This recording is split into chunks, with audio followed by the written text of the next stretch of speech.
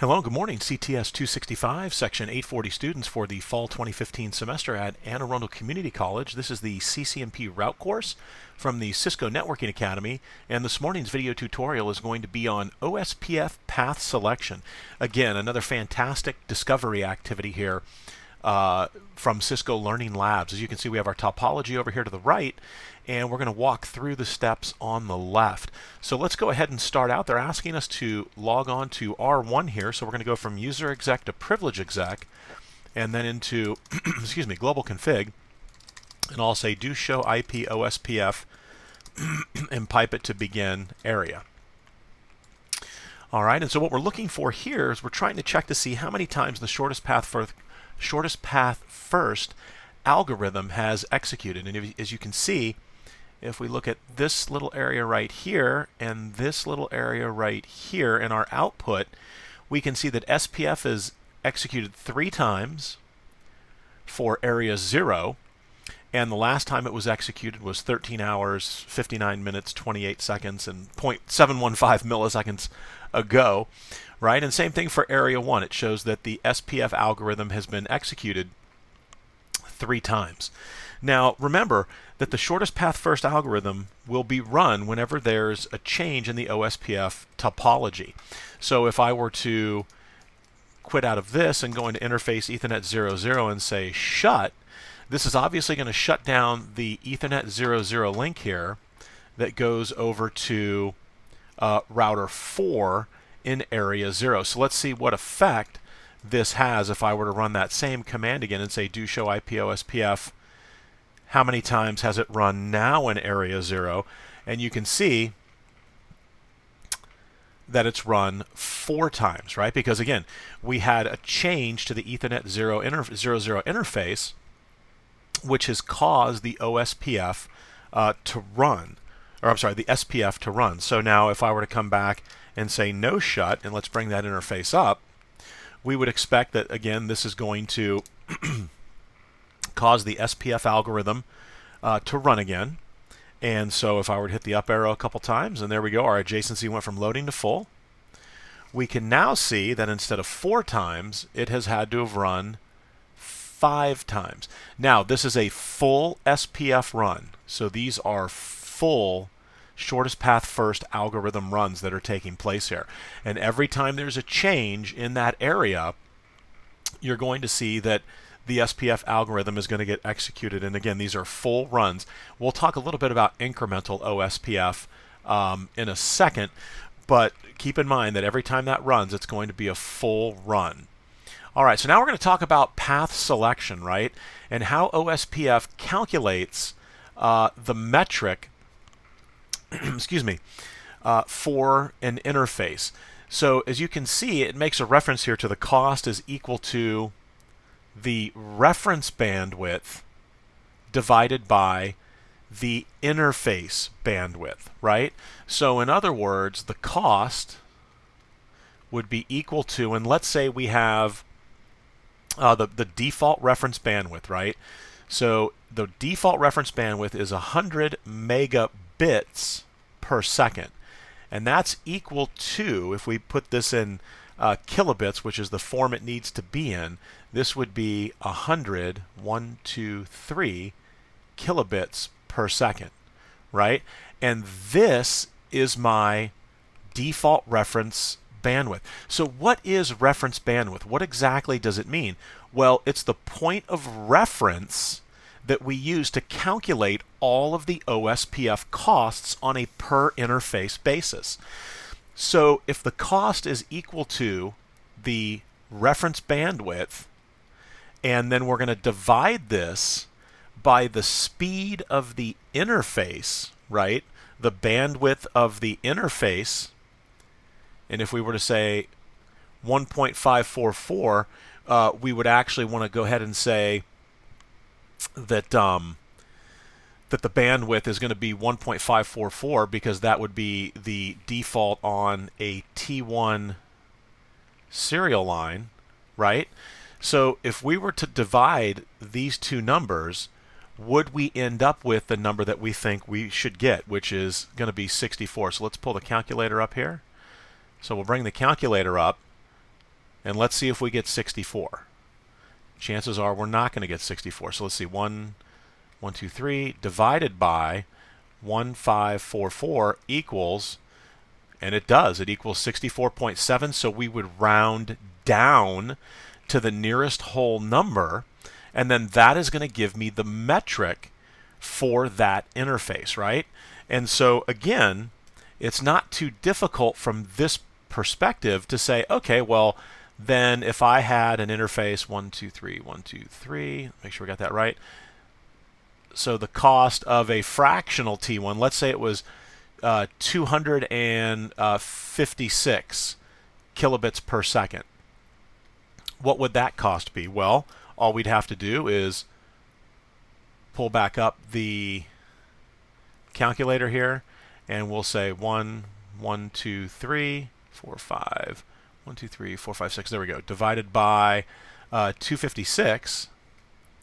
That's going to give us a cost of 390 for that link, right? Now, the reason that this auto cost reference bandwidth is so important is that the default setting of 100 megabits a second, right? It says right here for 100 megabits a second or more, they all have the same value for interfaces that are 100 megabits a second or faster. So if I had a 100 meg link and a 1 gigabit per second link, or a 100 gigabit per second link, they're all equal to a cost of 1, because this is the reference point that we're using for all the calculations. So now there may be a time when you want to change the auto cost reference bandwidth. And so we're going to get into that in a second. And so the use case for that is if I have links that are faster than 100 megabits a second, I don't want OSPF treating a 10 gigabit per second link the same as a 100 megabit per second link. Because again, the 10 gig link is the link that we're probably going to want that traffic going over just because it's so much faster than the 100 meg link. So let's go ahead and see what that looks like. So how do we see the interface speed? Well, you simply do a do show interface, and we'll say serial 20 here on router 1. And you can clearly see that the bandwidth is listed right here in kilobits per second, right? So we've got bandwidth 1544. Now remember, when we're doing our division, right, we're going to round down. We're not rounding up, we're rounding down. And that's why I had commented earlier that it's probably not going to be exactly 64. We're going to end up with 64 point something, something, something, and then we're going to round that down. So here is the bandwidth on the interface. Let's take a look if we were to say,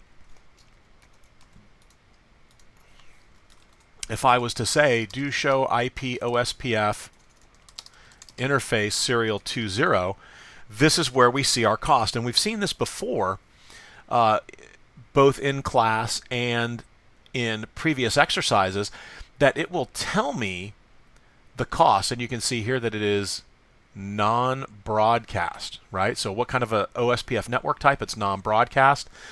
And we've got a cost of 64. And so again, this is how you add the cost up of the outgoing interfaces to your destination.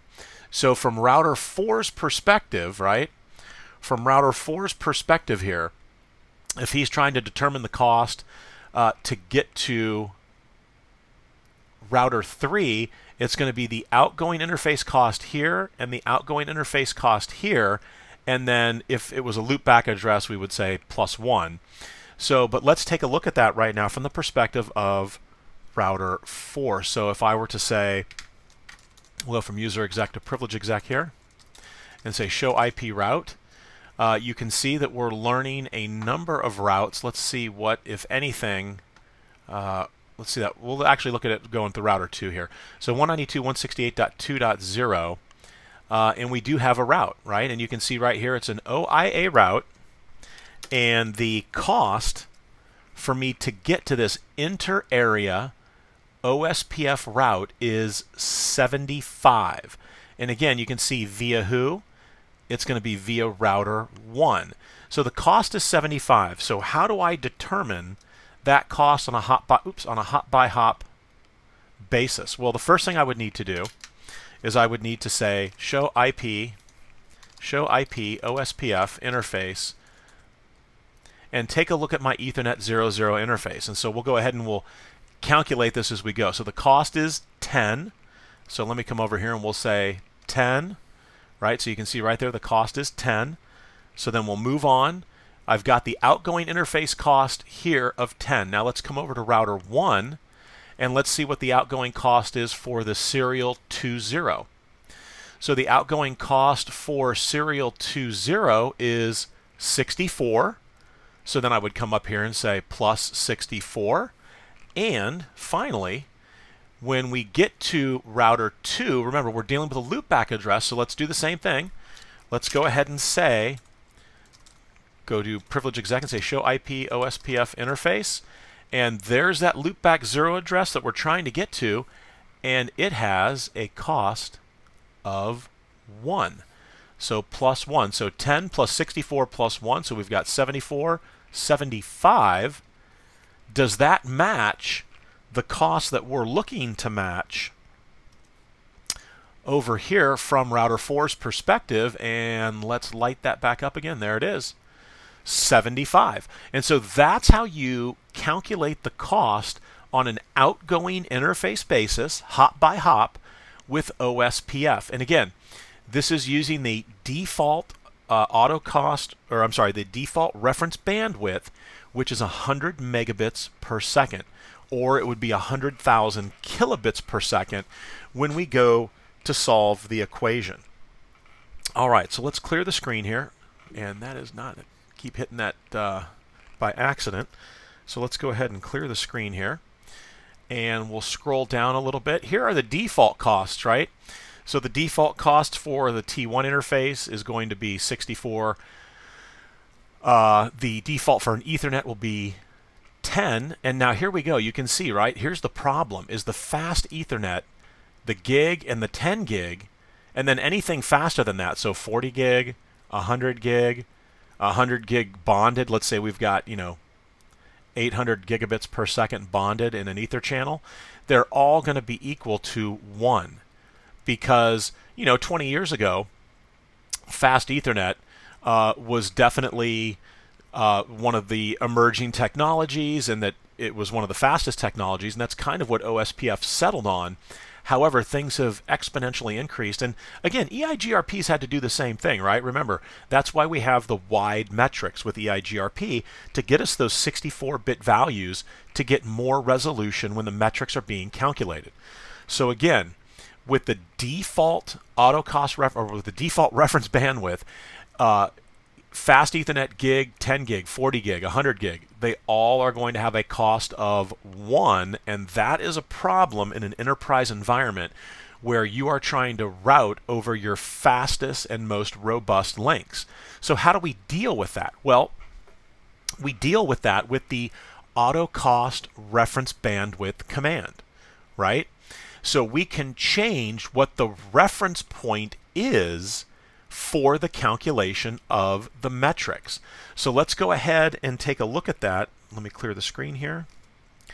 And on router 1, we're going to change the auto cost reference bandwidth. And we're also going to get a message that tells us, hey, if you're changing the auto cost reference bandwidth on this router, you need to do it on every router in the domain, because in the OSPF domain, because you can run into issues where if you've got multiple links connecting up to different routers, where you can end up with unpredictable behavior because you've set the auto cost reference bandwidth on one router, but you didn't set it on the other routers. So again, on router 1, if I say do show IP OSPF interface serial 20, you can see that the cost is 64, right? Because again, this is a serial link. It's 1.544, or I should say 1,544 kilobits per second. It's 1.544 megabits per second. So the cost is 64. So now I'm going to say auto cost reference bandwidth, and they have us setting it to 10 gig. Now, when I do the question mark here, we don't set it in gigabits per second. The reference bandwidth is set in terms of megabits per second. So 10 gigabits is actually 10,000 megabits, right? So we'd say auto cost reference bandwidth 10,000. Now, here's that message that we talked about. You're going to receive a message telling you that the reference bandwidth on this router has changed. Please ensure that it is consistent across all routers, right? And this is important because you want all routers in your domain making the calculation properly, right? And only a consistent reference bandwidth across the OSPF domain. And good, they've got a little note in here that points that out. Make sure that the path is calculated correctly. So I would want to do this on all routers. But let's say that we didn't, right? Let's take a look now, and you can see that the bandwidth here for the T1 is 6476, right? It was 64, but that was when we had 100 megabits per second, the default being used as the get rid of that there, as the reference bandwidth, right? Now we're saying the reference bandwidth is 10,000 megabits per second. So what does that do to our equation? Does our equation look different? Well, it absolutely does. And I've got some space over here, and so we'll come over here and we'll redo that calculation. So the cost, right, is going to be calculated as being equal to whatever the reference bandwidth is. So the reference bandwidth is no longer 100 megabits per second, right? It's excuse me, it's 10 gigabits. Well, remember, when we're doing this calculation, and this is where it gets a little confusing, right? So we enter the command in, and they do the same thing with EIGRP when we look at the delay, right? Displays it in tens of milliseconds, and then I think you enter it in milliseconds when you go to enter in the value. So you've got to do that calculation. So this is kilobits per second. So if that's megabits per second, kilobits per second, we would add 3 additional zeros on. So 1, 2, 3. So 10 million kilobits per second is equal to 10 gigabits per second. So again, instead of, if we had 100 megabits per second, remember 100 megabits per second was 100,000 kilobits per second. So now we're dealing with 10 million kilobits per second divided by the interface bandwidth, which is 1,544, again, kilobits per second. And so what does that give us? Well, let's pull our trusty, pull the trusty calculator out here and bring it back. So we've got our calculator here. So if I were to say, let's clear our screen here, or clear the calculator. So 10 million, 123, 123, divided by 1,544, you've got it. We get 6476. And so that is how we end up with that value across that serial 20 link, where we have changed the reference bandwidth using the autocost reference bandwidth command in order to account for faster links in our topology, right? And so when we set it to 10 gigabits a second, you want to set it to the fastest link speed that you have, because here's the problem that you can run into with the autocost reference bandwidth command. Let me clear the screen, and I'll pull this screen up here. And this is just a Linux VM that I have. I've written a script, right? And what this script does, it's called autocost ospf.bash. It prompts you. It says, enter the desired OSPF autocost reference bandwidth in gigabits per second. So if I were to say I want my autocost reference bandwidth to be 1 gigabit per second instead of the default of 100 megabits per second, this will calculate for me what, and what just happened there? Hold on one second here. There we go. I don't think it liked that. Let's see here. There we go. So this will calculate for me based off the link speed, right? And I break it down here into bits per second. So the link speed, and here's my T1 right here. what the cost would be if we set the auto cost reference bandwidth to 1 gigabit per second. So again, the 100 meg link, and then here's the 1 gigabit per second. And you can, I'm sorry, that's the 10 gigabit link. Let me pull that back.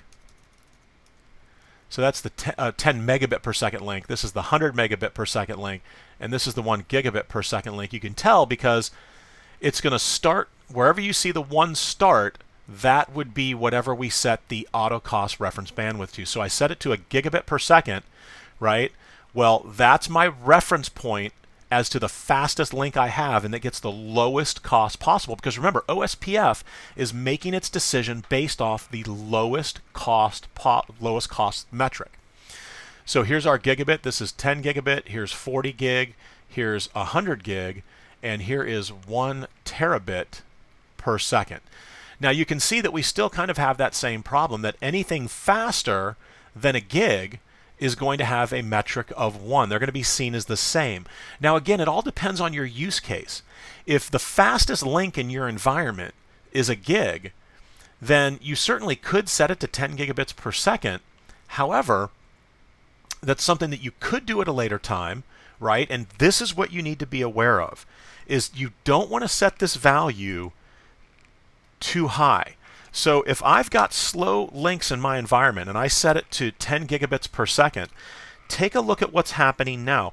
We have the inverse issue here, where we're getting the maximum metric for 128 kilobit per second links and 64 kilobit per second links. Those are now seen as equal when we set it to 10 gigabits a second. So again, there's 10 gig, here's 40, 100, and a terabit, and they're all 1. But if you've got some legacy circuits in your environment, you're now running the risk of not being able to differentiate between these values, right? So you end up with the inverse problem. So let me run the script again, and you can see it really gets bad if you were to say, oh, well, I'm just going to set it to 100 gigabits per second. Take a look here. 64K, 128K, 256K, and 512K, and almost the T1, they're almost all identical. So these guys are, right, with the maximum metric here, but this guy is pretty darn close.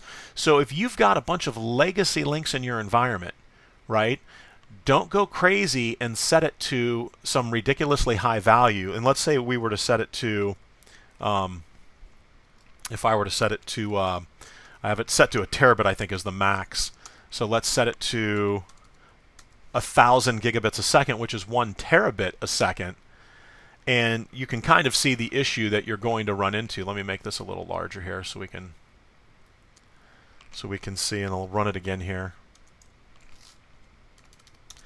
So we set it to a terabit a second, and then take a look at the max metric is set all the way down to 10 meg, right? All the way down to Ethernet. So fast Ethernet is 10,000, gig is 1,000, 10 gig is 100, 40 gig is 25, 100 gig is 10, and then a terabit is 1. You have the inverse issue now, where if I had legacy circuits, now I have no way to differentiate these circuits based off the value that I've used for the auto cost reference bandwidth.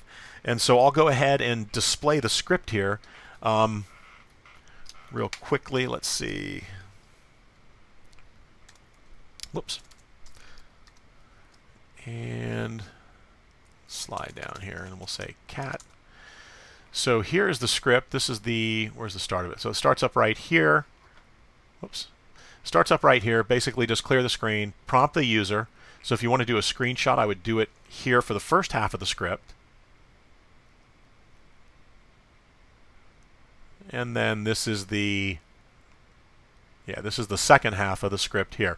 And again, not the most optimal code, just something I threw together quickly so that we could easily see that if you set it to a certain speed, you would be able to pre-calculate the path cost. And you can see right here, there is my T1, and that's exactly what we're looking at right now.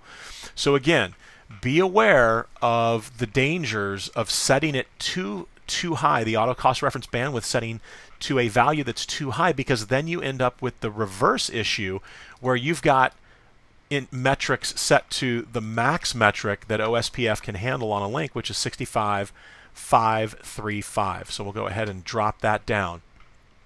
Okay, so we've changed the auto cost reference bandwidth now, and let's see what they want us to do here. The new cost was calculated.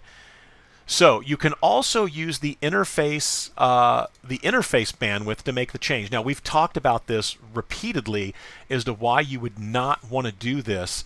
The first reason is it's going to impact more than just OSPF's calculation. It's going to impact your QoS.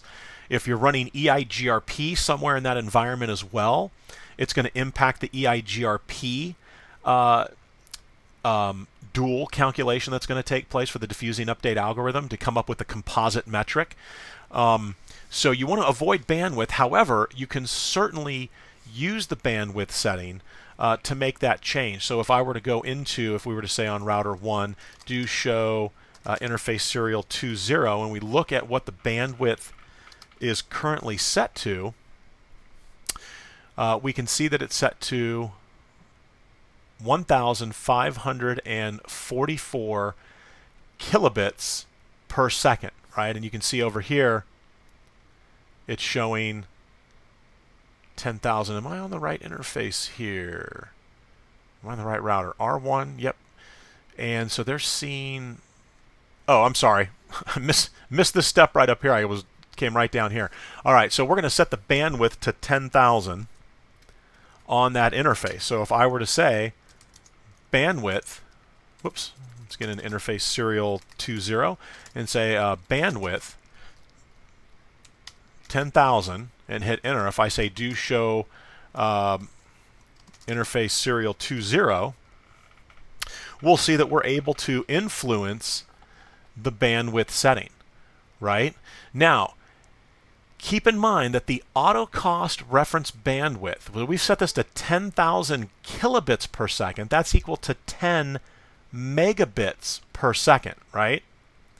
So that's what we've set the speed of this interface. So then what would we expect the cost of this interface to be?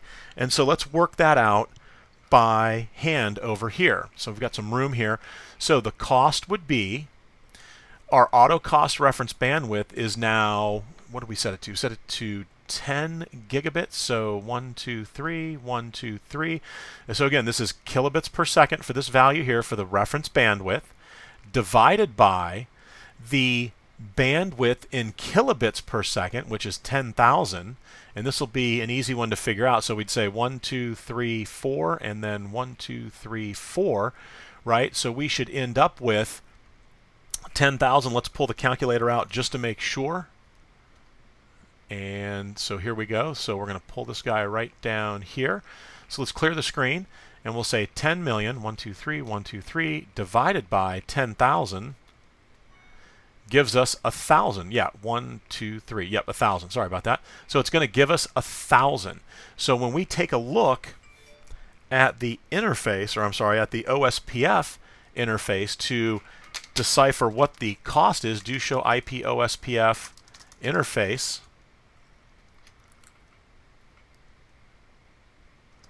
Where's serial 20? And there's serial 20. We'll bring it up a little higher there. So there's serial 20. You can see that the cost is 1,000, right? So again, we've got a cost of 1,000 because we've changed both the auto cost reference bandwidth and the bandwidth on the actual interface to try to influence the selection. Now, auto cost reference bandwidth is definitely something that should be set. The bandwidth command should be used if and only if it's reflecting the actual speed of the interface, right? So if it's a fractional, and so where does that come into play? So if it's a fractional T1, let's say it's 512 kilobits per second, or it's 256 kilobits per second, then it makes sense to come in and accurately reflect the speed of the interface using the bandwidth command. When it doesn't make sense is when you're simply trying to manipulate the cost of OSPF using the bandwidth statement on the interface. Because there's better ways to do it, and the best way to do it is right down here, is to actually use the Ip Ospf Cost command and set the OSPF cost for OSPF. You're only manipulating OSPF when you make this change, right? This is not impacting EIGRP. It's not going to impact quality of service. You're not going to starve EIGRP going over slower serial links. So this is actually the preferred method to do it. You always want to set the auto cost reference bandwidth to make sure that, let's say you have 10 gig links, that you're taking that into account. But again, be aware of the fact that when you start to do that, if you do have slower serial links in that same environment, you need to be aware of the fact that you're going to end up with the inverse issue, where you can't differentiate which slower link is better than the other, right? So, but this is definitely something that you want to avoid, because again, it's going to impact or could impact more than just the OSPF calculation for its metric, right? All right, so we're going to go ahead and take a look at just using the Ip Ospf cost, right? And this is the preferred way to deal with manipulating the OSPF cost, because you're doing it on a per interface basis, and it's only going to impact OSPF. Now this command, and you can see, right, it says right there, it overrides whatever value is calculated based on the reference bandwidth and the interface bandwidth. So if I were to, I'm in serial 20 right now, if I say Ip Ospf cost of 500, then this is going to override the cost that we just saw. And here we go, where's serial 20? It's right here, right? And what is our cost? It's 500. So if I were to say Ip Ospf cost 5,000, and then let's run that command again, we're going to see that the cost is 5,000. So this Ip Ospf cost is going to override any other setting that you have, irrespective of whether it's the bandwidth or if it was calculated using the auto cost reference bandwidth adjustment that you made. Okay. Now, excuse me. The thing to be aware of is that you need to think about the other side, right? If you had multiple connections coming into this router, right, into, I think we're on router 1 here, right, and we've got multiple connections coming in, but in the wrong direction, because I believe we're tweaking serial, actually we're going out serial 20 here. Now if router 2 had multiple connections coming in, right, so let's say we've got a different connection coming in here, right, there's another serial link here, maybe a third serial link for whatever reason, right? We would need to be careful because we've set it here on serial 20. However, we didn't set it on these other interfaces. So make sure that whatever side you set it on the opposite side as well. And if you refer back to that the Networking Academy curriculum from the CCNA studies, you'll see that they stress that. If I set the Ip Ospf cost to 500 here, I want to do the same thing here, right? Because if I'm saying that I want this, let's say for the sake of argument, that we want this to look worse. We want serial 20 to look bad, right? We don't want that to be used right now. We want these other serial links to be used.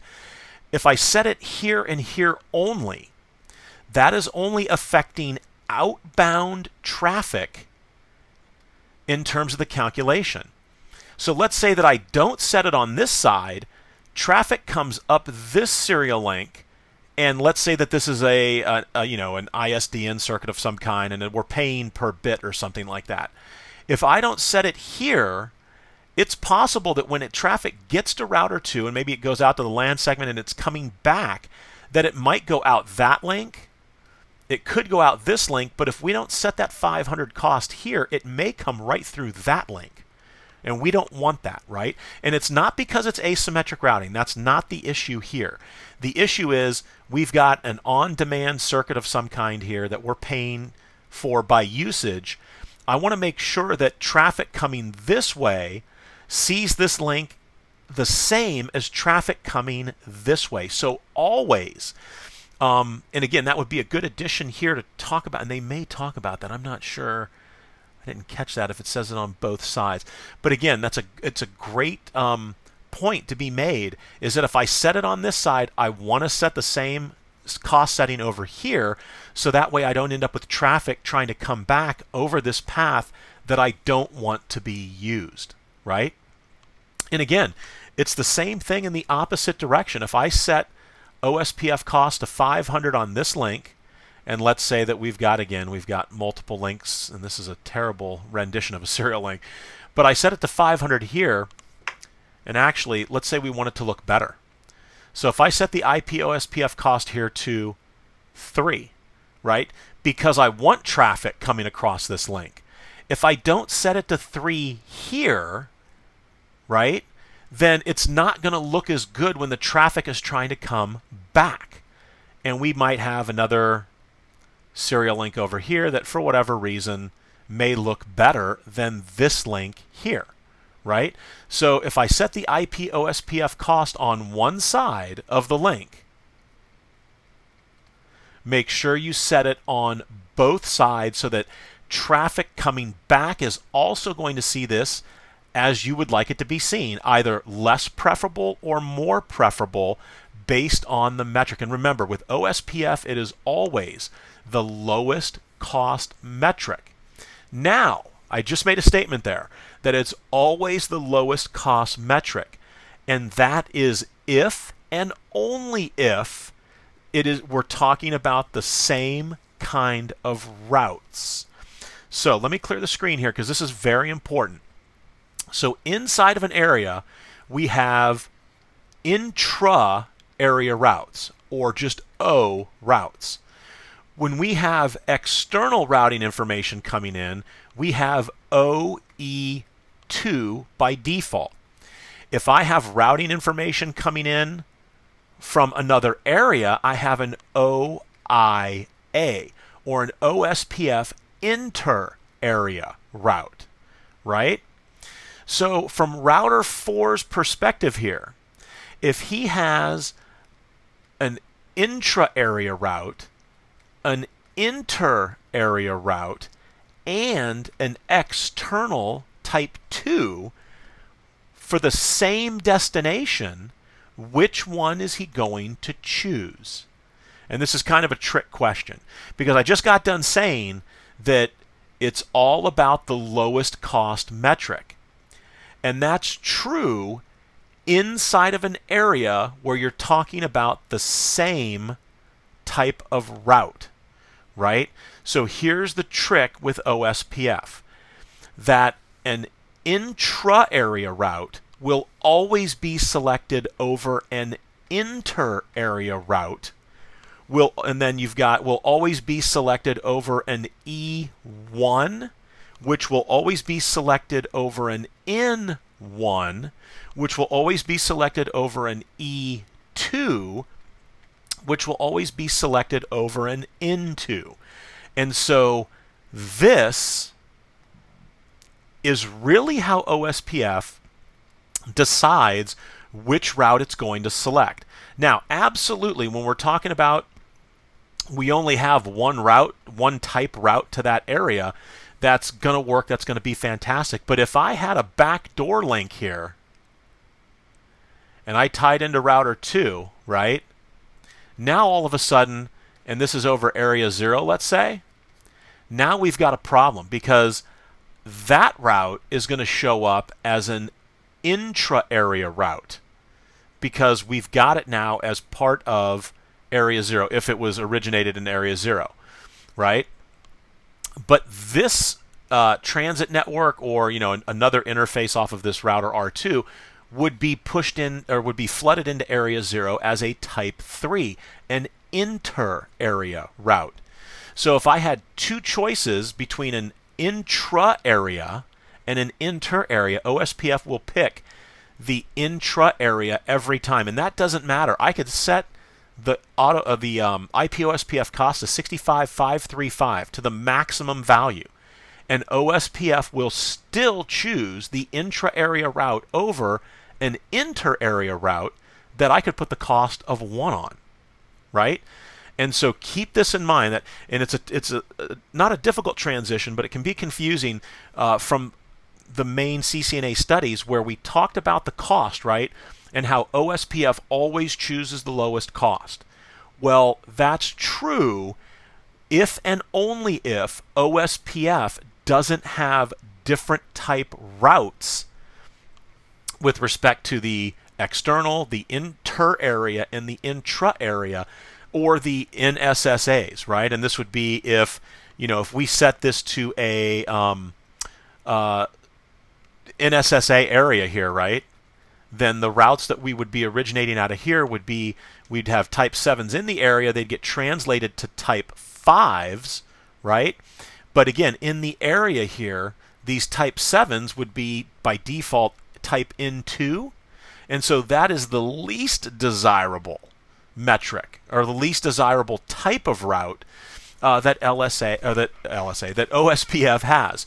So again, remember that the intra-area route, irrespective of cost, is better than the inter-area route, is better than the external type 1, is better than the NSSA type 1, is better than the external type 2, is better than the NSSA type 2. And again, this is a little more advanced than where we're at, but it's good to know that cost, yes, is important. However, when we talk about MPLS L3 VPN and backdoor links, you will see that this will come into play, right? Where we're looking at different kinds of routes in OSPF, trying to figure out why does my MPLS L3 VPN route that I've got pushed across the provider cloud, which is an OIA route, why does my backdoor link route look better? And that's because it shows up as an intra-area route. All right, so that little segue there, let's go ahead and wrap up with our verification here and validation on router 1. We're going to go ahead and say do show IP OSPF interface brief, and this is a great command that will give you some important information with respect to the cost. It gives us a nice breakdown, very easy to spot. Okay, well, the cost of Ethernet 00 is 1,000. Cost of serial 20 is 5,000. Ethernet 01 is 1,000. Right? You can see the areas that they are in, the process ID under which they're running, and you can see the state. All right, so this has been Discovery Activity 10 on OSPF Path Selection, how we can manipulate the path selection. We took a look at the auto cost, or actually Discovery Activity 11. We took a look at the auto cost reference bandwidth setting, how we would calculate the OSPF metrics. We saw how we can manipulate that. We looked at the bandwidth setting, and we saw that ultimately, if you use the Ip Ospf Cost command, that's going to override both the value that was calculated with the auto cost reference bandwidth if we tweaked it, or if we left it at the default. It overrides the bandwidth setting calculation when you add the bandwidth setting in. If we put Ip Ospf Cost on top of that, that's going to override it. And most importantly, we saw that when we set that auto cost reference bandwidth, we want to set that everywhere in the domain, right? In our OS, and remember, the OSPF domain is all of my, and actually that, let me pull that back, all of my OSPF areas. I don't want to include all that external stuff. There we go. So this is my OSPF domain, right? So if I change it one place, I want to change it everywhere. If I put the Ip Ospf Cost on one side, if I've got multiple links coming back, right, let's make sure that we do it. You always want to do it on both sides, right, to make sure that traffic coming back sees it as either just as good as it was coming this way or just as bad as it was coming that way, right? Depends on your use case, if you want the link to be used or you don't want the link to be preferred. All right, so hopefully this has given you some insight into OSPF and its path selection process, and I will see you all on